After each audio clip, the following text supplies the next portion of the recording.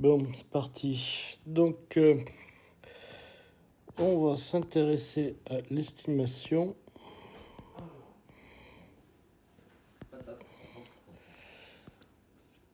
des temps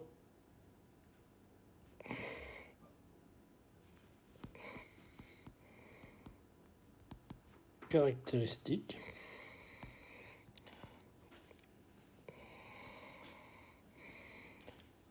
et en particulier, on va commencer par le problème de la diffusion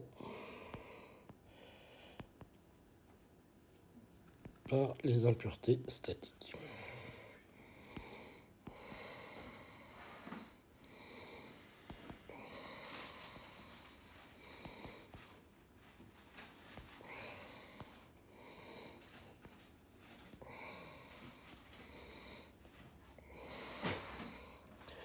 Alors,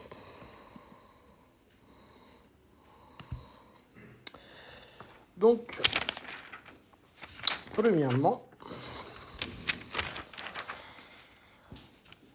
on se souvient que l'intégrale de collision a la forme suivante.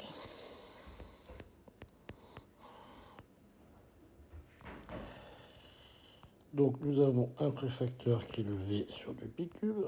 Et nous avons aussi une intégrale qui comporte une probabilité de diffusion de k vers k' qu'on appelle W. Puis ici, deux fonctions de distribution qui sont f dans l'état k' moins f dans l'état k. Et tout ça intégré sur le vecteur k'. Donc, diffusion de l'état k vers l'état k'. Donc, la probabilité de diffusion de k vers k'.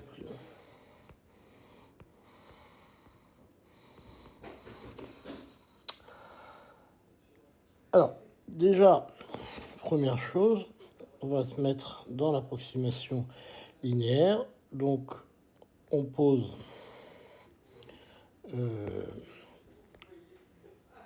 que f est égal à f0 plus f1, ce qui nous donne directement que df sur dt collision est égal à v sur 2pi cube fois l'intégrale wk k'. Et puis ici, donc on a la différence f1 k' moins f1 k dk'. Alors, on peut remarquer au passage que si dans cette intégrale-là, on avait remplacé f1 par f0, on aurait obtenu 0, car à t égale 0, tous les états de la sphère de Fermi sont occupés, donc on n'a pas de diffusion par une impureté statique à t égale 0 à l'équilibre.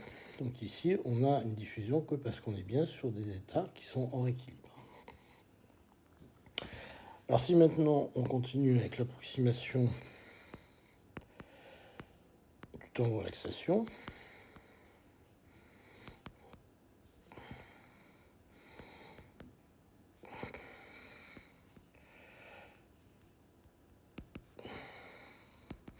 on écrit que df sur dt collision est égal à moins f1 sur taux. Et on obtient directement que moins f1 de k sur taux est égal à v sur 2pi cube intégrale w de k k',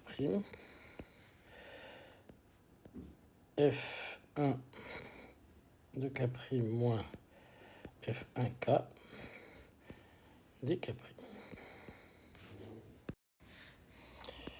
Donc ici, c'est bien le f1 de k qui intervient, puisque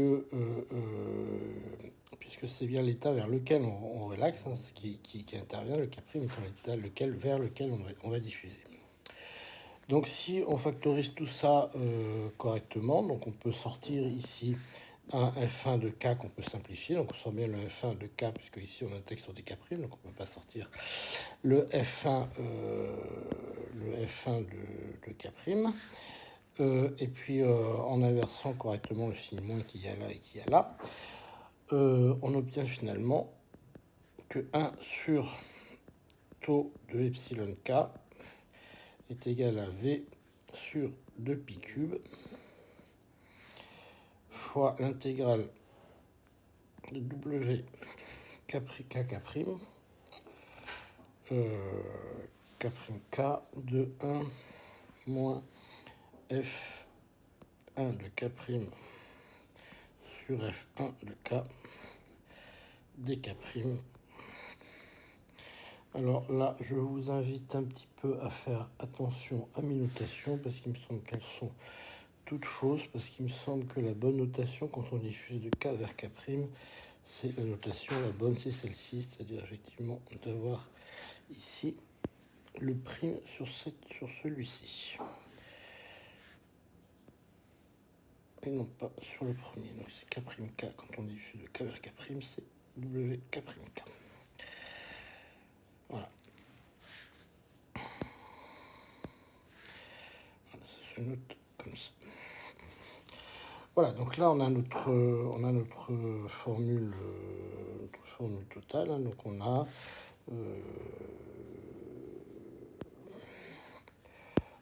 l'intégrale qu'il nous faut, donc intégrale de WK'. Voilà, c'est écrit un peu plus proprement comme ça. Bien. Alors, le seul souci, c'est que maintenant, on a toujours ici un terme qui intervient, qui fait apparaître les F1. Donc ça, c'est pas terrible, parce que c'est les termes de Boltzmann, les termes linéarisés de Boltzmann. Alors, ce qui nous sauve, c'est quand même, on a quand même dans les chapitres précédents obtenu, en présence d'un champ électrique, hein, on a obtenu une solution pour ces termes-là.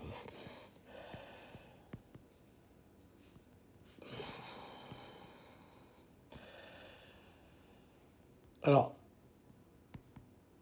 il faut quand même se souvenir que c'est un cas très particulier. Hein. C'est uniquement quand il y a un champ électrique seul. En particulier, il n'y a pas de champ magnétique. Mais dans ce cas particulier, on avait obtenu une solution qui était que F1 était égal à E taux. Alors, il y avait peut-être un moins quelque part. Je crois qu'il y avait un moins qui traînait. C'est égal à moins E taux de E. Et puis, il y avait VK, la vitesse. Il y avait le champ électrique ici. Et puis, il y a moins un D à dériver de la fonction L équilibre par rapport à l'énergie au point K. Voilà. Et dans ce cas-là, évidemment, on peut très simplement exprimer le terme 1 moins F1 de K' sur F1 de K. Il devient simplement 1 moins E taux en E de K', V de K', D de F0 sur D epsilon en K', sur E taux epsilon en K, V en K, D de F0 sur D de epsilon en K. Bon. Alors, comme on a des processus élastiques,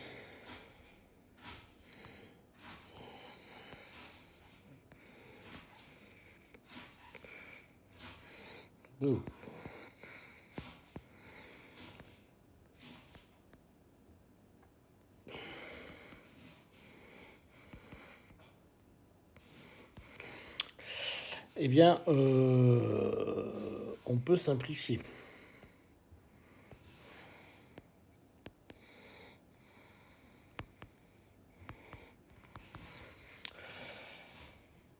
Alors, on a évidemment Voilà que le temps de vie en epsilon k est égal au temps de vie en epsilon k'.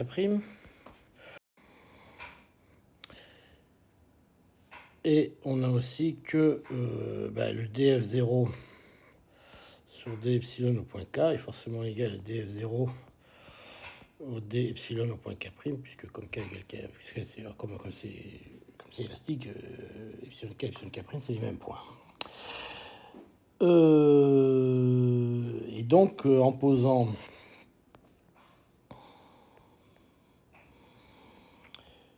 V est égal à h bar k, ce qui me semble pas trop audacieux, on arrive au fait que 1 moins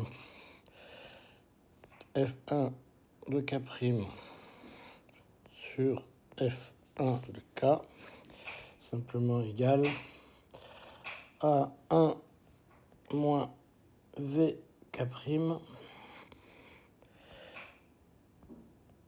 scalaire E sur vk scalaire E.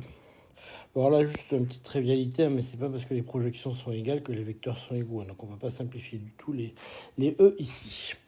Et si on reporte ça dans l'expression de taux, eh bien, on arrive finalement à ce résultat-là, que 1 sur taux E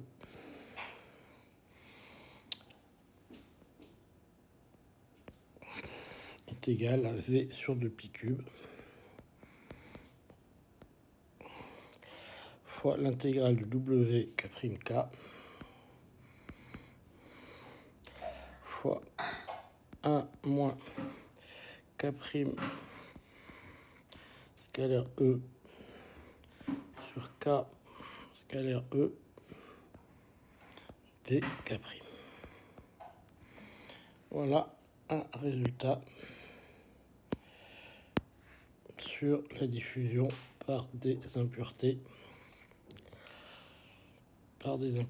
statiques. Bon, alors ça c'est le premier point. Donc si on veut aller plus loin maintenant, il va falloir expliciter ces différents termes, en particulier celui-ci et celui-ci. Alors là, il y a un petit travail à faire. Donc on va commencer par regarder cette fraction-là, k' scalaire E fois k scalaire E. Donc pour faire ça, on va être obligé quand même de se taper un peu des vecteurs, de les dessiner. Donc on va faire ça.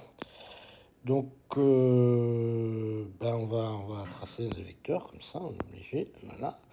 Donc on va mettre ici, je vais essayer de faire ça à peu près proprement. Donc là j'ai un vecteur. Voilà. Je le mets là, ok. Deux vecteurs, comme ça, poum. Poum. Et là j'ai trois vecteurs. Que je mets comme ça. Donc là, vous voyez, c'est X, Y, Z, hein, si je ne me trompe pas. X, Y et Z. Alors maintenant, il y a un truc que je peux faire sans perdre trop de généralité, c'est de mettre ici, je peux mettre un vecteur là comme ça. Je peux mettre K ici. Ça, c'est sans perdre de généralité. Je peux le mettre là arbitrairement. D'accord. Alors, il y a un autre truc que je peux faire. C'est le vecteur E. Je peux aussi le mettre arbitrairement là. Là, c'est plus difficile à représenter déjà. Voilà, on va dire que E, je le mets là. Alors, E, il est dans le plan. E, il appartient au plan...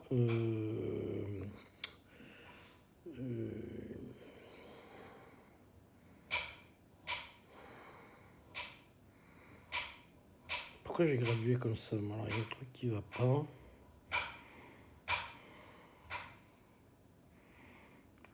Et en plan X, Y, O, Z. Et puis alors par contre, alors, le dernier, du coup, j'ai pas tellement le choix de le mettre comme je veux. Hein. Le dernier, du coup, le dernier KX, lui, par contre, il va se retrouver comme il est. Et lui, pour le coup, j'ai plus trop le choix, il va se retrouver comme ça.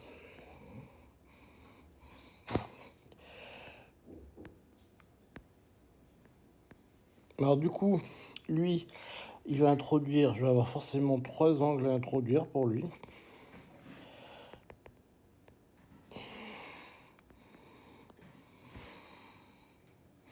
Voilà. Donc j'ai un angle ici.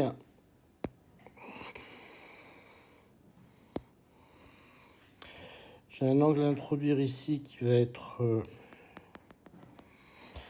l'angle phi. J'ai un angle ici pour lui qui va être l'angle θ. Et par contre, pour le vecteur du champ électrique, je peux me contenter d'un angle alpha. Et alors, si je regarde ça, j'obtiens finalement que K, il a pour coordonnées 0, 0, K. K', il a pour coordonnées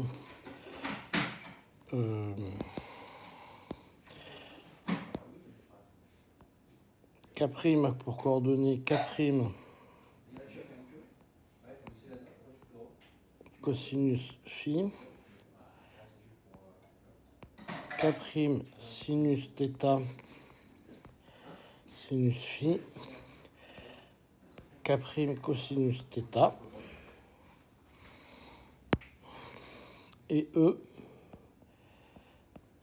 il a pour composante E, sinus alpha,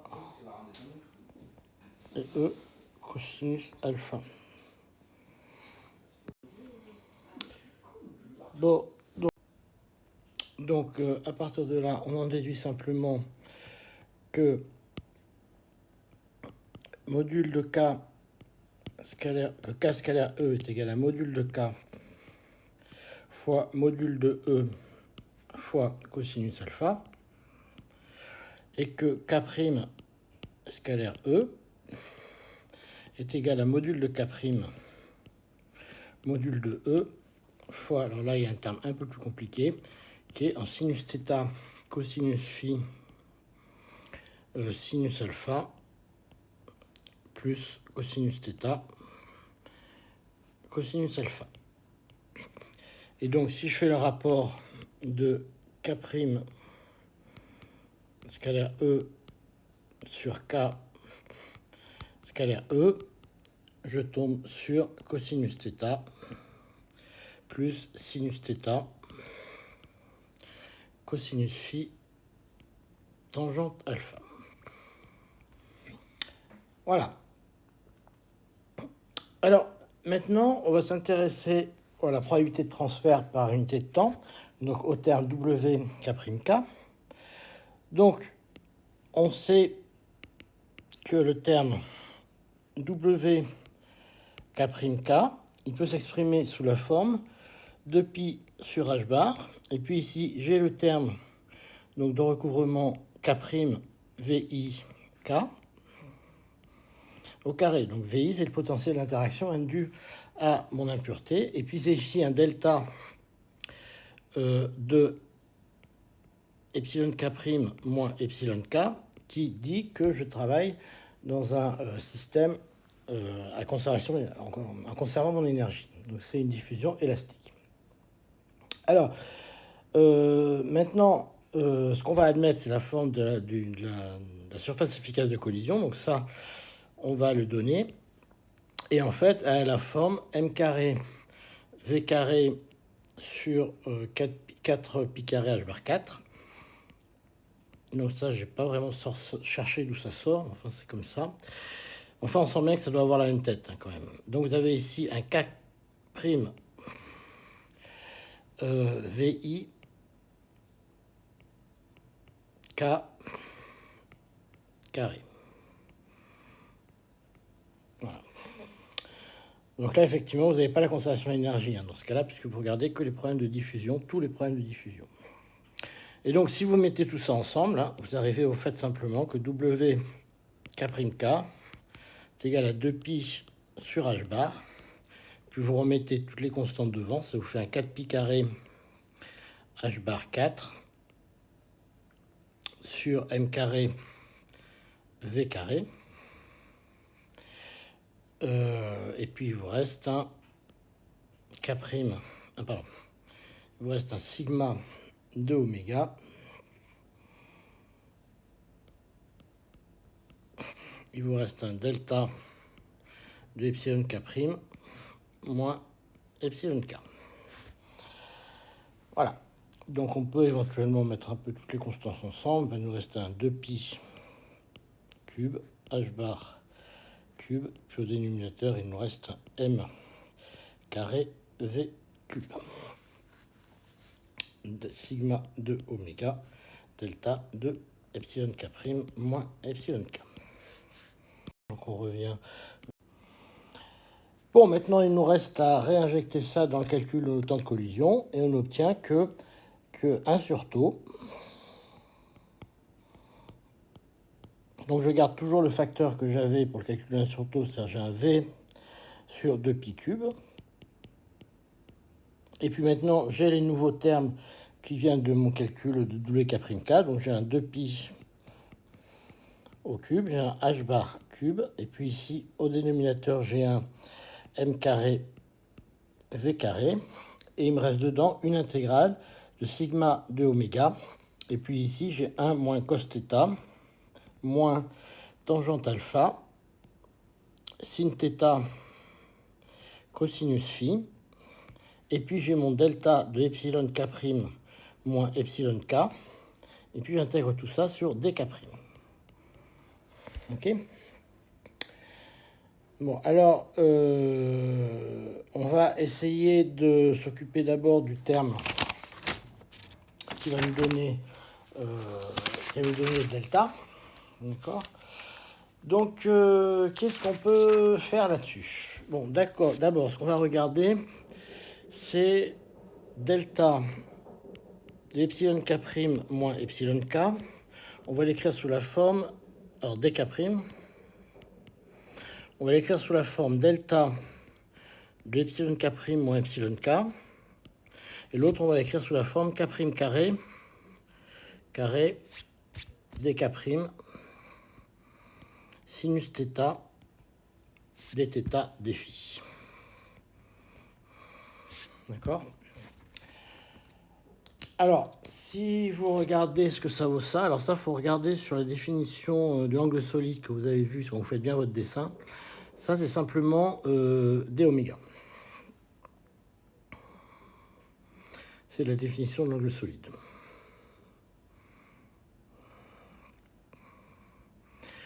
Donc, ce qui nous reste à la fin, c'est... Ensuite, on peut faire le changement de variable suivant.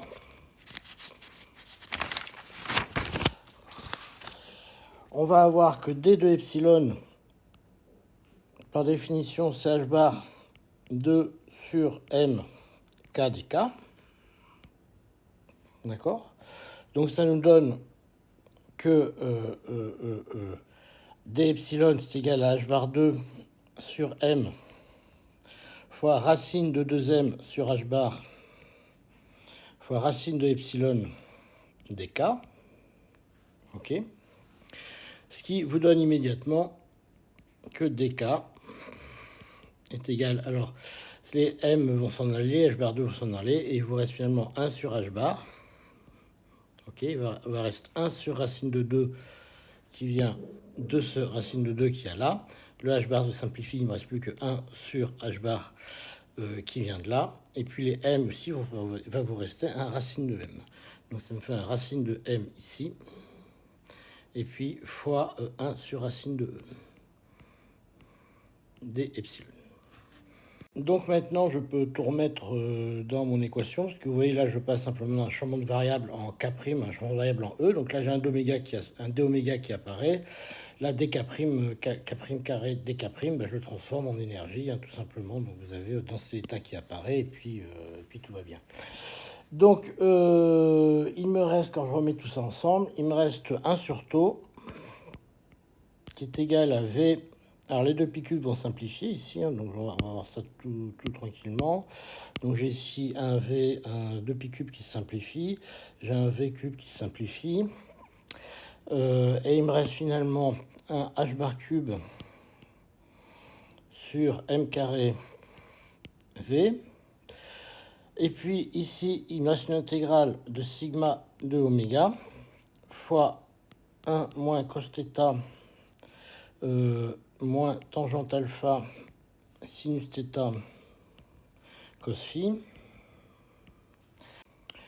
Bon, et puis là, j'ai toujours évidemment mon delta de epsilon k' moins epsilon k. Ok, celui-là il reste. Maintenant, j'ai un terme qui apparaît qui est le k' au carré ici. Alors k' au carré, on sait que ça fait 2m sur h bar carré epsilon, c'est l'énergie.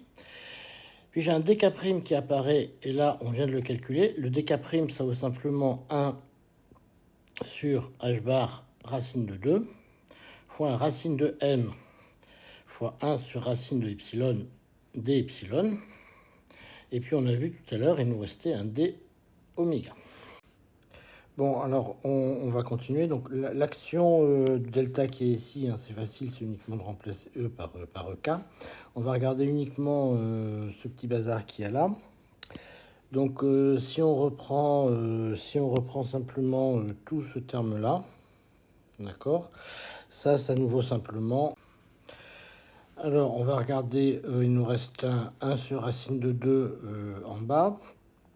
Les h bar, ça nous fait un 1 sur h bar cube, un racine de 2 en haut, et un m qui va être à la puissance 3,5.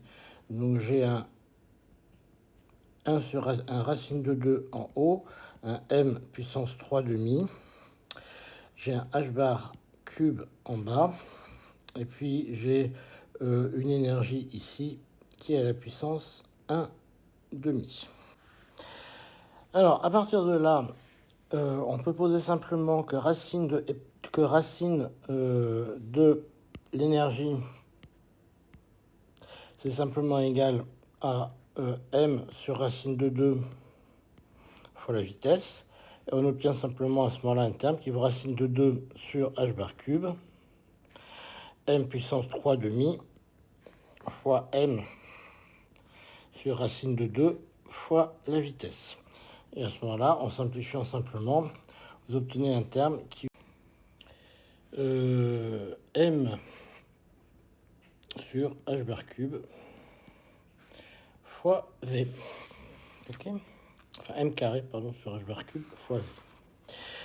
Donc maintenant, on peut remettre tout ça avec ce qu'on avait au début. Donc rappelez-vous, il va simplifier avec le m au cube fois h bar cube.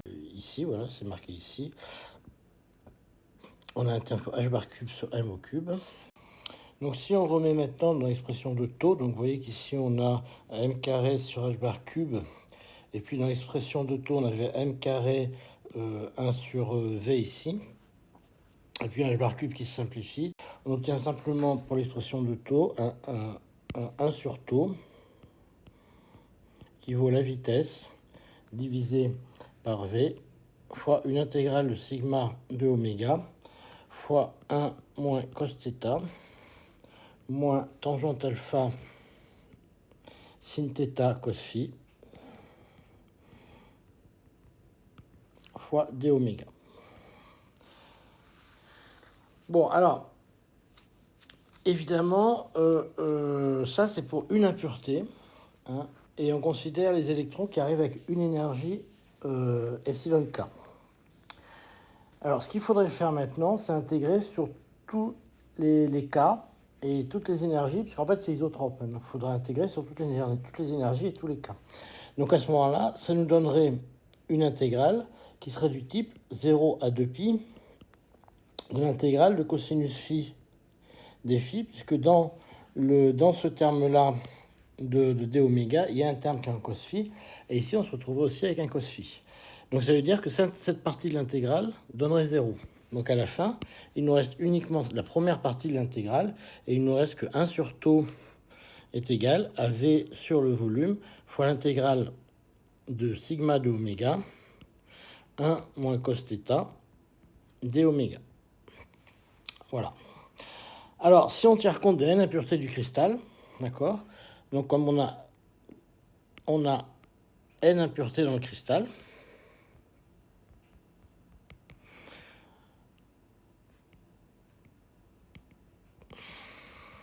et puis qui ont une impureté avec une densité qui vaut Ni, qui est égal à grand N sur V.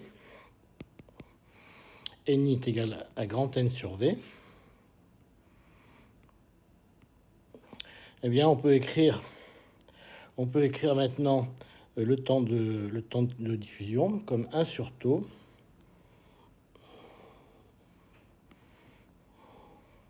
à l'énergie epsilon k, bien sûr, qui est égal à Ni V, l'intégrale de sigma de oméga fois 1 moins cosinus θ. Ok. Voilà. Donc ça, c'est la diffusion sur une impureté fixe. Alors, comme remarque quand même, c'est qu'il faut bien voir que ici on a bien intégré sur tous les angles θ, parce que dans le sigma, dans le oméga, alors j'ai oublié d'ailleurs sur quoi on sonne, donc ça c'est un petit peu gênant. Dans le oméga là, sur lequel on est en train de sommer, il y a bien le θ qui est caché. Hein. Donc dans ce oméga, il y a bien le θ. Donc on est bien en train de sommer sur tous les angles θ. Donc ça, il n'y a pas de problème. Alors, on va regarder le cas typique de ce genre de choses, qui est le cas des semi-conducteurs. Alors, les semi-conducteurs, c'est des éléments qui, au départ, sont isolants et qu'on va doper de telle façon que les dopants vont libérer des électrons. Alors, si on choisit bien leur énergie dans le spectre, ils vont libérer des électrons qui vont aller se mettre dans la bande de valence et qui vont se comporter à peu près comme des électrons libres. Et eux, les dopants, ils vont rester bloqués donc dans le réseau et ils vont rester chargés puisqu'ils ont libéré leur charge qui se promène dans la bande de valence. Bon. Alors, en général, on choisit, alors c'est pas comment on fait, mais quand on a du dopage N, par exemple, on choisit un dopant dont l'énergie est très proche de la bande de valence, de telle façon que, rien que par l'effet thermique, hein, c'est le Boltzmann, les électrons vont aller se mettre dans la bande de valence. Par contre, c'est isolant à température nulle. Donc les dopants, ils ont une charge Z.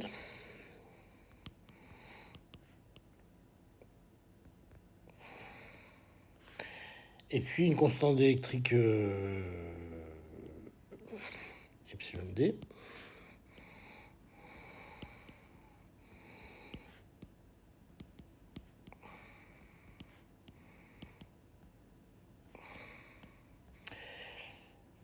Et crée un potentiel V de R, qui est égal évidemment à ZE sur epsilon D R. Alors il y a plein de façons de prendre ça en compte. Alors, en général, on prend le potentiel de Rutherford. Alors on verra la différence avec les métaux, c'est que les métaux c'est très écranté. Là c'est pas très écranté parce qu'en fait la densité est assez faible dans les semi-conducteurs. Donc on prend le potentiel de Rutherford qu'on trouve partout. Donc la forme exacte n'est pas très importante, vous allez voir pourquoi. Donc sigma de oméga dans Rutherford, c'est un truc qui est en R carré sur 4 sinus carré θ sur 2 et R carré. R c'est un tech en ZE au carré sur epsilon D M V au carré. Bon. Alors R, c'est une longueur sur laquelle le potentiel est actif.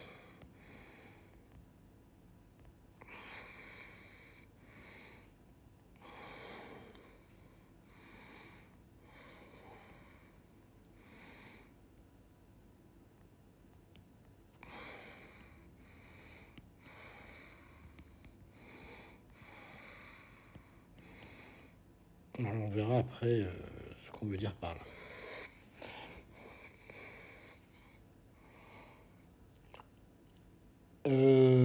Alors,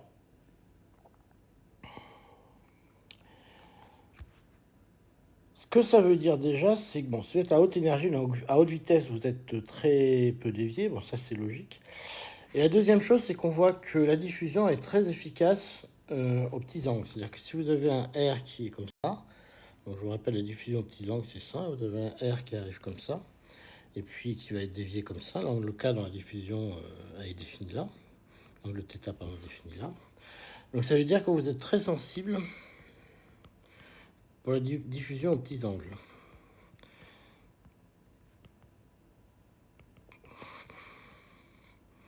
Par contre, aux grands angles, vous êtes très peu efficace. En particulier, vous aurez peu de rétrodiffusion, puisque vous voyez quand vous augmentez θ, ben finalement, la surface efficace de collision diminue assez vite. Bon. Ceci étant posé, on va essayer de calculer la surface efficace de collision de ce truc-là. Donc, on met sigma de oméga dans le terme de collision et on obtient que 1 sur tau est égal à ni fois v fois l'intégrale de 2πr carré. Donc ça, c'est notre intégrale sur défi, qui vient du terme en phi. Il nous reste un r carré, 1 moins cos θ sur 4 sinus carré θ sur 2. Et puis sinus θ dθ, ça c'est ce qui nous reste du d oméga. Parce que sinus θ dθ d phi, ça fait d oméga. Alors, ce truc-là, évidemment, ça a le mauvais goût, ça diverge pour θ égale 0.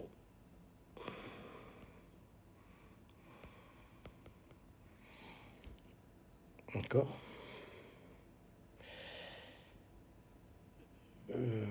Alors,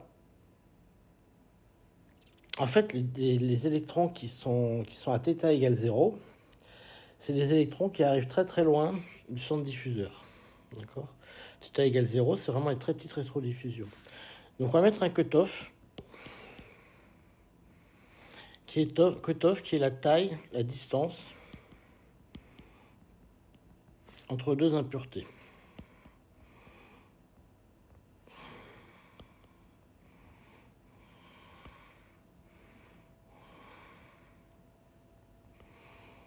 Donc un électron ne peut pas être dévié à une... Bon, c'est logique, si je mets une impureté là, une impureté là, le θ maximal qu'il va pouvoir avoir, en gros, il est donné par cette distance-là, dans ma distance d'approche. Alors, ceci dit, ça a un sens quand même physique, c'est-à-dire que moins mon truc est dense en impureté, moins il est résistif. Donc, moins j'ai de diffusion. Et ça, c'est une réalité. D'accord ? Ça, c'est une réalité. Donc, la distance minimale que je vais appeler Rm, je la pose que Rm est égale à Ni puissance moins 1 tiers. Donc, c'est la distance minimale entre deux impuretés. Et à ce Rm, on peut faire correspondre à un θm qui va pouvoir définir l'angle d'approche minimale dans mon impureté. Et on se retrouve donc avec une intégrale qui est définie par 1 sur tau est égale à 2pi ni fois v r4 sur 4 fois l'intégrale, cette fois-ci entre θ min et pi, de 1 moins cos θ sur sinus carré θ sur 2, sinus θ dθ. Alors, ce genre de truc, ça se calcule. Honnêtement, je ne sais plus trop comment. Je l'ai fait une fois, mais j'en ai pas des souvenirs émus. Donc, c'est pas très important parce qu'en fait, vous voyez que ce truc-là, ce qui est intéressant, c'est qu'une fois qu'on l'a dépatouillé comme ça, vous voyez que ce truc, finalement, c'est un nombre. C'est pas quelque chose qui est très important. Donc, si je vous donne sa valeur, c'est plus très palpitant. Donc, je vous ai écrit ce que ça vaut, mais c'est pas très intéressant. Il vous reste 2pi ni r carré v. Et en fait, ce truc-là va donner un log de 1 plus Rm sur R.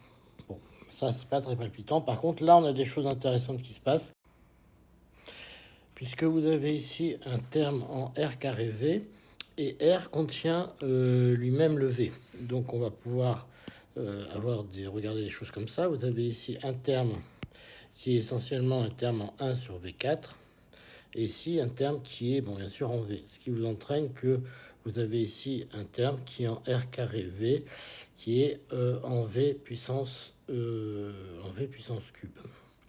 Et V puissance cube, c'est l'énergie à la puissance 3 demi. Donc ça vous donne simplement que dans notre problème, là le temps de collision électron par le temps de diffusion des électrons par des impuretés statiques, il est donné par l'énergie à la puissance 3 demi. Voilà. Donc, ce qu'on peut conclure, c'est que dans le cas où l'électron est diffusé par des impuretés statiques non écrantées, donc ça c'est important, on verra que dans le cas des métaux, c'est assez différent, puisque les impuretés vont être écrantées par les électrons de conduction. Et bien dans ce cas-là, on voit que l'électron, plus il est haut en énergie, moins il est écranté, donc plus son temps de vie est long. Alors ça, on l'a vu, c'est assez intuitif, parce qu'on a vu que finalement, le sigma de oméga, il fait que plus l'électron va passer loin avec une haute vitesse, moins il est diffusé.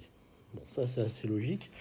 Et donc, on a une loi ici. Alors, par contre, on a explicitement la puissance de la loi. On a une puissance qui est en epsilon de puissance 3,5. Donc, on verra cette semaine le cas des impuretés neutres, qui cette fois-ci sont un peu différentes. Alors, en fait, on va les considérer comme des impuretés chargées, mais fortement écrantées. Voilà, je vous remercie.